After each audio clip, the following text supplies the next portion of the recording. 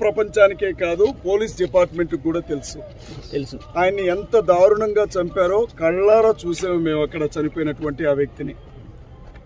కానీ ఒకటి మాత్రం చెప్తా ఉన్నా, నేను మనుషులు కాళ్లతో తొక్కి నిజాలను ఆపాలని చూసినా దేవుడు చేతితో వాటిని బయటికి తీసుకొని వస్తాడు.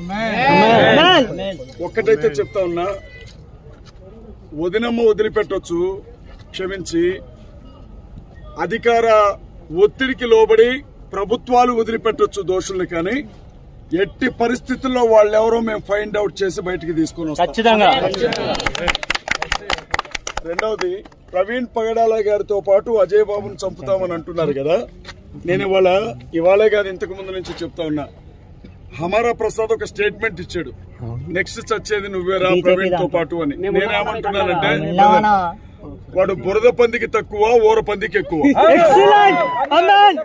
నా ఇంటి ముందు కుక్క కూడా అట్లాంటి వాడితో డిబేట్ చేయదు.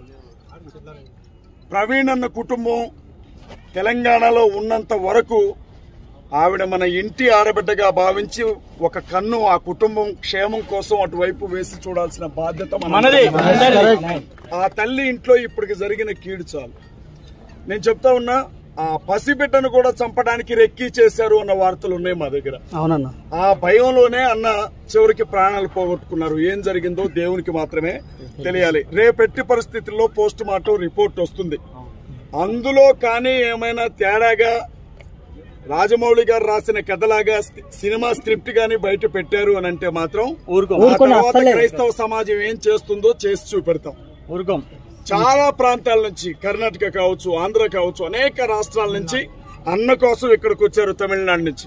నేను చెప్తా ఉన్నా, వాళ్ళ చనిపోయింది ఒక క్రైస్తవుడు కాదు, క్రైస్తవ్యం కోసం గర్జించిన ఒక గొంతు చనిపోయింది. ఆయన వారసత్వాన్ని కొనసాగిస్తాం. నేను చెప్తా ఉన్నాను, ఎట్టి పరిస్థితుల్లో కూడా ప్రవీణ్ పగడాల గారి వారసత్వాన్ని ముందుకు తీసుకుని వెళతాం. జై బోలో యేసు మహారాజ్.